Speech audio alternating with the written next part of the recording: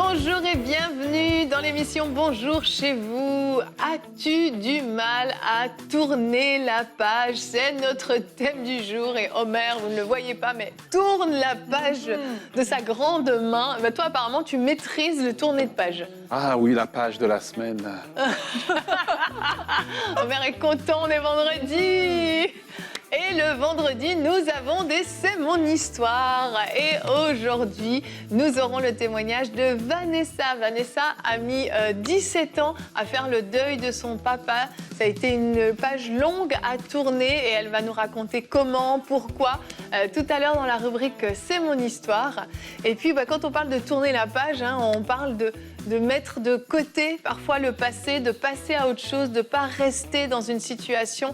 Certains d'entre vous, vous êtes peut-être comme englués dans la même situation, dans la même souffrance, dans la même tristesse depuis des années.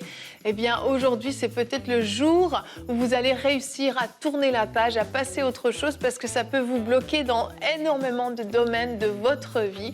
Et c'est ce dont on va parler aujourd'hui et on va essayer de vous donner quelques clés, quelques conseils pour vous aider à passer à autre chose et à laisser le passé en arrière.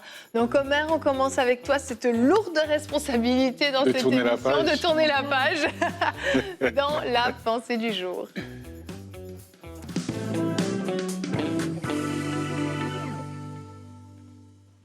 Il y a une particularité avec la vie, c'est qu'elle est imprévisible. Et oui, la vie est imprévisible. Quand on pense que ça va aller à gauche, ça va à droite. Et quand on pense que ça va bien finir, oui, parfois ça finit mal.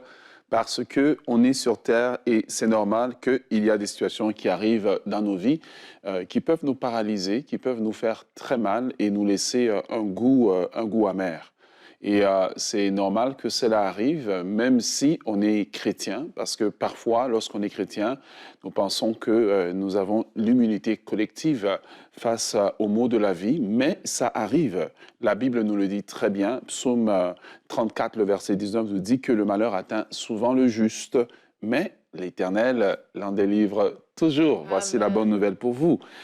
Proverbe chapitre 24, le verset 13 nous dit « Cette fois le juste tombe et il se relève. Les méchants sont précipités dans le malheur. » Je crois que tu peux te relever de ce qui t'est arrivé. Le malheur arrive, les situations arrivent, mais Dieu est avec toi.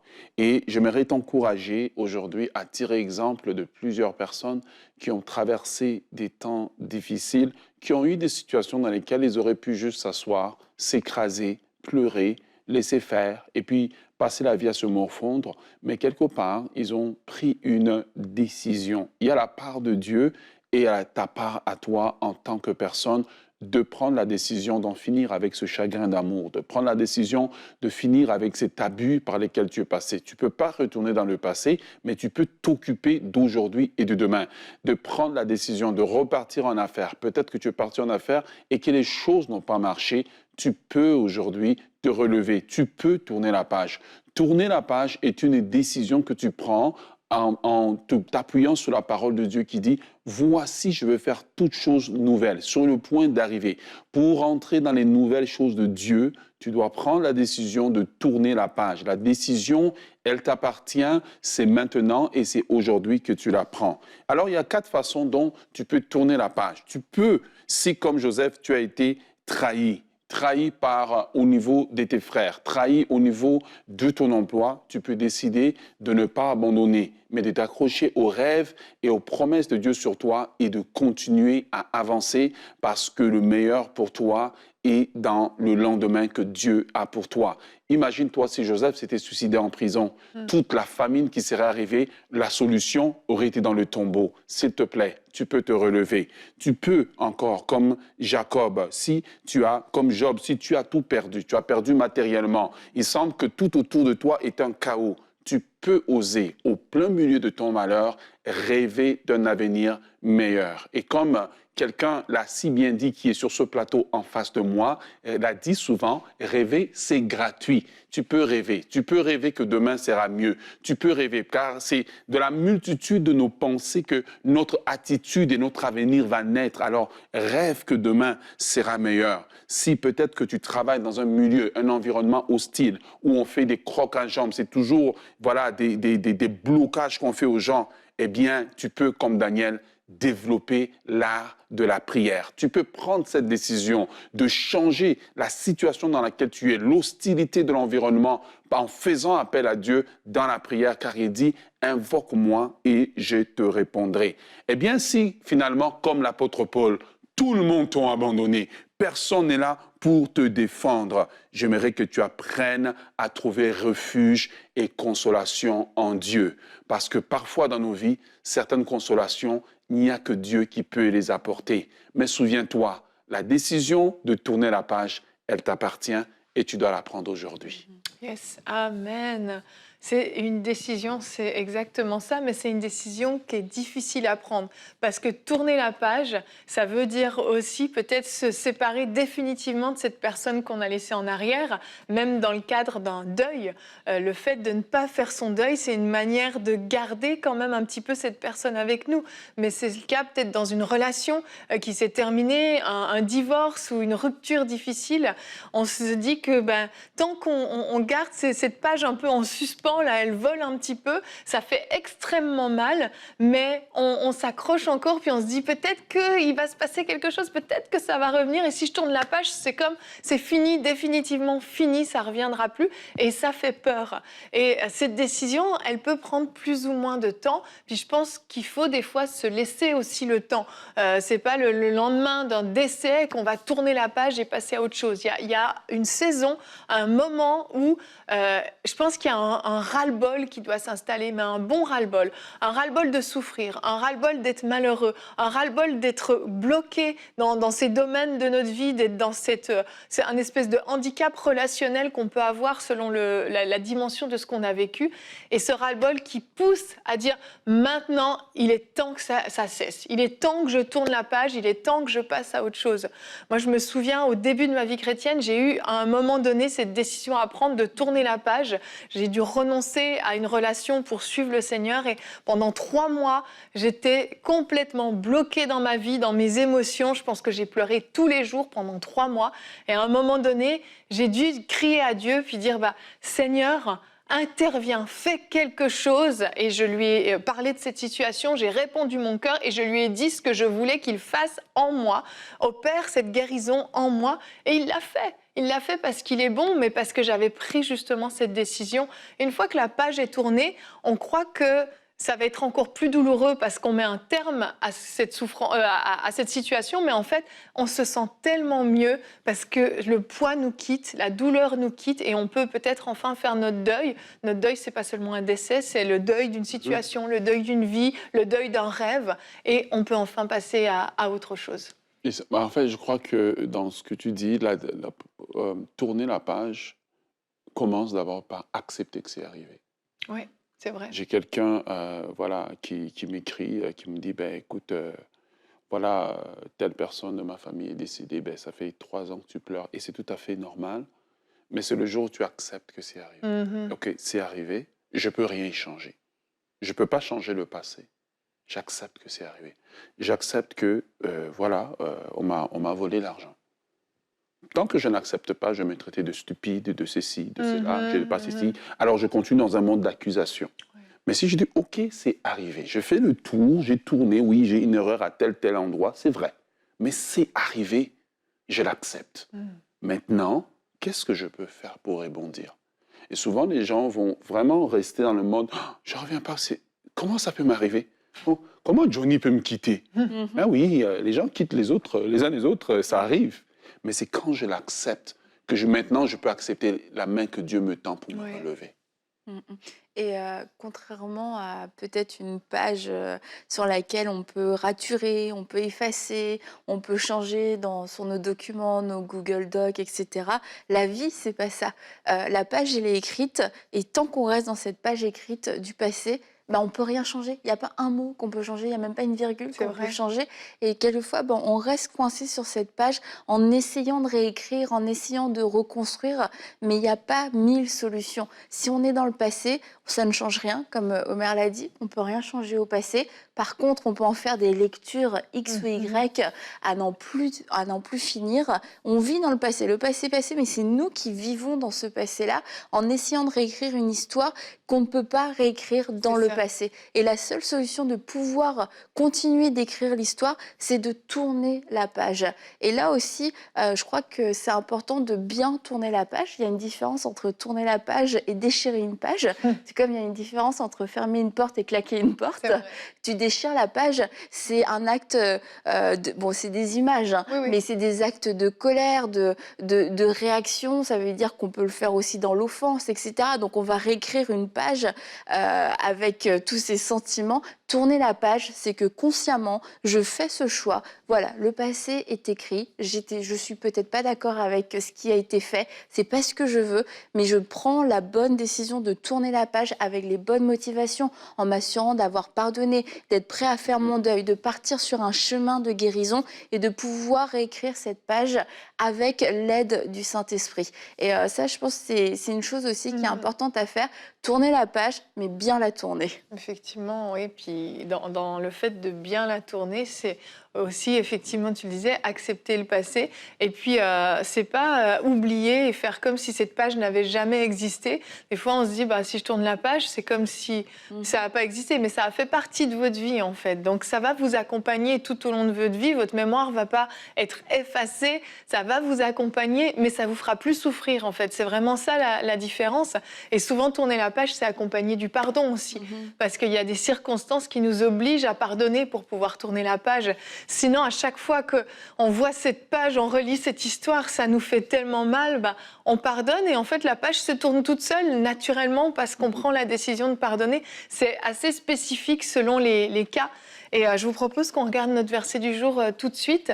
Job 17 au verset 9. « Le juste néanmoins persévère dans sa voie. Celui qui a les mains pures se fortifie de plus en plus. » Et ce verset, je pense qu'il est vraiment approprié pour l'un d'entre vous qui avait vécu une injustice, qui avait été vraiment bafoué, qui avait été peut-être abandonné, même quelque chose qui était injuste.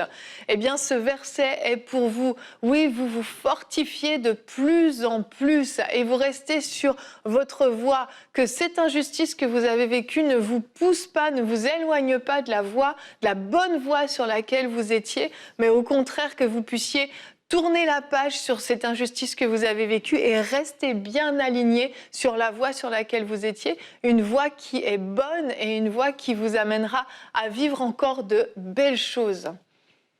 Je termine en encourageant les gens aussi, à l'image de Joseph, de David, qui ont connu des temps difficiles. Parfois, les malheurs qui nous arrivent sont en fait les pierres dont Dieu se sert pour faire de nous le grand homme, la grande femme qu'on sera demain. Ce n'est pas vrai que tout est nécessairement négatif. Et on va voir au travers de la vie de Joseph, c'est qu'il va développer le potentiel qui était en lui. Eh bien, si ses frères ne l'avaient pas mis dans le puits, il ne serait pas devenu un bon administrateur. S'il n'avait pas été en prison, il n'aurait pas pu commencer à expliquer des rêves. Donc, voyez, donc parfois aussi, oui, ça arrive, mais soyons réalistes. Si, dans les malheurs qui nous arrivent, nous pouvons aussi grandir, devenir forts, devenir meilleurs. Mais encore une fois, ça demande qu'on passe par le processus de guérison. Et au travers, maintenant, d'un regard, on peut voir maintenant les leçons qu'on a apprises et parfois on peut devenir même un bon conseiller pour quelqu'un. Donc, ne restons pas seulement dans l'angle que, écoute, c'est arrivé, c'est arrivé, c'est arrivé. C'est vrai qu'il y a des choses qui arrivent, il n'y a pas de leçon à tirer dedans. Mais quelqu'un qui est passé par quelque chose peut devenir utile pour quelqu'un d'autre. Effectivement, effectivement. Et je vous propose qu'on puisse regarder l'histoire de Vanessa qui nous a raconté son processus de deuil qui a été plutôt long, mais elle a réussi à tourner la page. Je vous laisse découvrir son histoire dans la rubrique « C'est mon histoire ».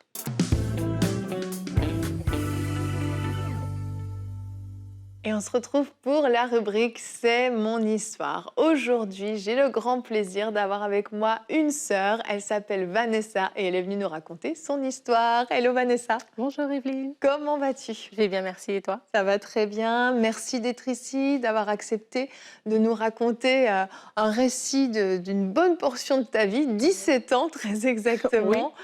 Et tu vas nous parler de comment tu as eu à faire le deuil de ton père pendant de nombreuses années. Ça a été long.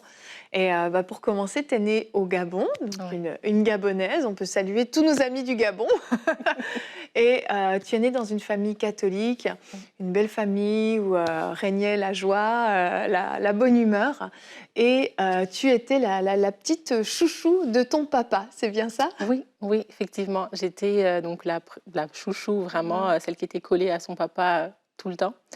Et donc, on a grandi comme ça, vraiment en harmonie avec mes frères et sœurs. Donc, on est 6 enfants.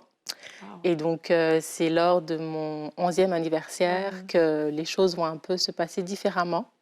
Donc, c'est là que je vois que mon père organise un peu mon anniversaire différemment, parce que d'habitude, il était très attentionné. Il prenait le temps de m'organiser quelque chose, me demander ce que je voulais. Et là, je voyais que, bon, il était préoccupé par autre chose. Et bon, c'est comme passé, il a comme oublié. Mm. Et donc, il me disait, ne t'en fais pas, on va retravailler ça une autre fois, on va vraiment se reprendre. Et donc, ma journée va se passer déjà différemment dès le départ.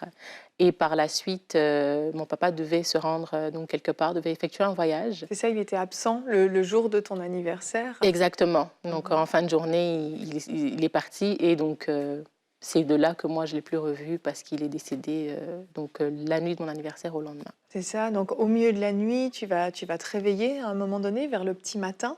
Tu ne sais pas exactement l'heure qu'il est, Ouais. donc tu as 11 ans, et puis tu es réveillé par des bruits dans le salon, des cris, et tu vois de la lumière, et là tu te lèves pour aller voir ce qui se passe. Oui, donc je me lève parce que j'entends les bruits et je me demande un peu ce que c'est. Et donc, je suis interceptée par mon grand frère dans le couloir. Et mon grand frère donc, me ramène sur mes pas donc, dans ma chambre et me dit Vanessa, papa est décédé. Moi, 11 ans, ce sont des mots qui ne disent absolument rien pour moi. Et j'avais qu'une seule envie, c'était d'aller voir ce qui se passait dans mon salon. Donc, je lui dis d'accord et je vais dans mon salon et je vois donc toute ma famille. Je vois ma mère, mes frères et sœurs, mes tantes, ma grand-mère, des voisins dans notre salon en train de pleurer, de crier. Et donc, ma mère qui m'annonce que mon père est décédé aussi. Waouh. Et là, du haut de tes 11 ans, tu comprends ce que ça signifie? Pas du tout. Pour moi, c'est peut-être qu'il est parti pour un voyage et qu'il reviendra. Peut-être que, voilà, au bout de 2, 3 semaines, je le reverrai, ou peut-être que je vais le recroiser quelque part. J'ai pas vraiment fait la notion de ce qu'était vraiment la mort. Et donc, je m'attends nécessairement à un signe de sa part, à quelque chose de particulier. Et donc là, tu vas pleurer quand même, tu vas être triste, et tu vas te retrouver le jour des funérailles. Tu vas voir même le corps de ton papa dans le cercueil. Est-ce que là, tu comprends un peu plus ce qui se passe? Pas plus. Donc, j'ai juste obéi un peu à ce qui se passe de manière traditionnelle. Donc, il fallait aller voir le cercueil. On nous bandait les yeux, les enfants de la personne qui est décédée, et on nous demandait qui c'était pour une prise de conscience. Donc, que tu répondes qui était là. Et donc, je l'ai fait. Je suis allée. On m'a enlevé le bandage sur les yeux. Je l'ai vu. Et c'était la première fois aussi que je voyais donc, un corps. Et bon, j'ai répondu parce qu'effectivement, c'était lui, mais dans ma tête, il n'y a pas eu il n'y a pas eu ce rapprochement de me dire c'est vraiment lui, qu'il est vraiment mort, et donc s'il est là dans ce cercueil, c'est qu'il est mort. C'était juste une image qui m'est restée en fait dans la tête en fait. C'est ça. Et là, les années vont passer. Au début de l'adolescence, tu vas vraiment donner ta vie au Seigneur. Tu vas vraiment devenir enfant de Dieu. Ouais. Est-ce que ça change quelque chose pour toi par rapport au deuil de ton papa? Pas plus. Dans le fond, j'accepte le Seigneur, je reconnais qu'il est mon Dieu, qu'il est mon Père, mais j'ai encore des réserves. Donc je lui donne une partie de mon cœur, mais pas plus. Donc je vis ma vie, je me fais baptiser, mais cette partie-là, on dirait que je ne veux pas qu'on y touche. Et tu es en colère contre Dieu à ce moment-là parce que tu t'estimes que c'est lui qui t'a pris ton papa, c'est ça? Oui. Oui, je suis en colère. Et donc, une fois à l'église, donc, il y a une dame qui s'approche de moi, une dame que je connais quand même très bien, qui priait pour nous, etc. Et qui me dit, Vanessa, tu es en colère contre Dieu et tu devrais relâcher ça. Et je me dis, mais c'est pas possible, parce qu'on est des chrétiens, on ne peut pas être en colère contre Dieu. Et je me dis, non, je ne suis pas en colère contre Dieu. Et oui, au final, je me rends compte que oui, Vanessa, tu es en colère contre Dieu. Et il fallait que ça sorte. Donc clairement, je suis venue comme un enfant devant Dieu en disant, oui Seigneur, je t'en veux, parce que tu l'as pas ressuscité, parce que ta parole dit que tu ressuscites les morts, mais lui, tu l'as pas ressuscité. Et pour moi, c'est comme si Dieu l'avait pris de manière volontaire et pour me faire souffrir. Et le lendemain de ton anniversaire? Le lendemain de mon anniversaire, donc c'était comme une double douleur, on peut dire ça comme ça. Et je me disais, mais c'est pas possible, en fait, tu voulais tellement me faire souffrir que tu as planifié les choses de manière, entre guillemets, parfaite. Et quand j'ai vraiment relâché ça et que je me suis mise à pleurer et que j'ai vraiment laissé mon cœur devant le Seigneur en disant, oui, j'ai mal parce que toi, tu es Dieu et que tu veux qu'on t'aime, qu'on te fasse confiance, mais tu me fais souffrir. C'est là que ma colère contre Dieu s'en est allée. C'était l'étape 1, parce qu'il y a eu beaucoup d'étapes qui ont pris du temps. Ensuite, on peut aller vers l'âge de 19 ans. Tu vas avoir envie de commémorer un petit peu ton papa en faisant un tatouage, c'est ça? Oui, donc je décide de me faire un tatouage et je vais voir ma mère. Donc je lui dis, maman, je veux me faire un tatouage dans le dos avec la première lettre du prénom de mon père. Et ma mère me dit, d'accord Vanessa, mais ce tatouage ne va pas le faire revenir. On sait tous que tu aimais ton papa, mais il ne reviendra pas. Du haut de mes 19 ans, je me dis, bon, quel discours, bien sûr, je sais qu'il ne reviendra pas, il est mort. Et donc, je vais me faire tatouer. Et le soir, en rentrant chez moi, lorsque je regarde mon tatouage dans le miroir, je m'effondre. Tu t'effondres parce que finalement, ce que ta mère t'avait dit avant, c'était pas faux. Tu t'attendais à ce que ce tatouage, peut-être pas le fasse revenir, mais en tout cas procure quelque chose? Oui, inconsciemment, j'avais une attente. Et effectivement, ma mère avait raison. Et pour moi, ça n'avait pas de sens. Mais quand je l'ai vu, je me suis vraiment dit, oui, Vanessa, tu t'attendais à quelque chose. Et donc, ce jour-là, tu comprends que ton papa ne reviendra plus, qu'il n'y a plus d'espoir, c'est fini. Donc, il y a quand même 8 ans qui se sont écoulés. Mais c'est juste le début là, du processus de deuil, si on peut dire. Ensuite, vers l'âge de 23-24 ans à peu près, tu vas lire un livre qui est quand même assez connu, The Shark ou La Cabane, c'est ça? Oui, donc à 23-24 ans, je décide de lire ce livre-là, parce qu'il a déjà été très populaire. Donc l'histoire était aussi intéressante. Ça parlait aussi donc d'un papa qui avait perdu, lui, sa fille.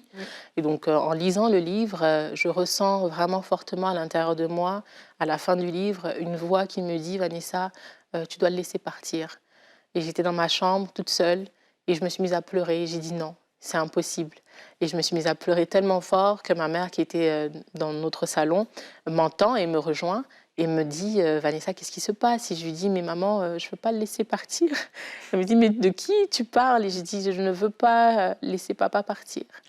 Et je sentais vraiment un gros nœud dans la gorge. Je transpirais, je ne me sentais pas bien. J'avais l'impression de manquer d'air. Et ma mère qui me dit, il faut que tu le sortes de ta bouche, il faut que tu le laisses partir. Et ça m'a pris un bon 5-10 minutes pour pouvoir le dire, pour pouvoir dire ces simples mots, papa, je te laisse partir. Et ça m'a procuré une grosse liberté, un poids qui est vraiment sorti de moi. C'est ça, parce qu'en fait, ce qu'il faut savoir, c'est qu'à ce moment-là, tu avais fait beaucoup de rêves. Dieu te parlait à travers beaucoup de rêves. Et dans ces rêves, à chaque fois, tu voulais rester avec ton père et tu voulais pas rester avec ta mère, tes frères et sœurs, avec les vivants, finalement.